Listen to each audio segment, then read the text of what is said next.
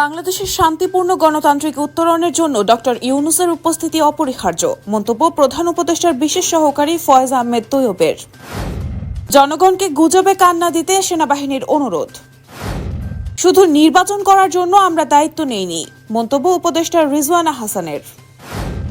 নারী বিষয়ক সংস্কার কমিশন বাতিল সহ 4 দাবিতে বায়তুল মোকাররমে হেফাজতের বিক্ষোভ।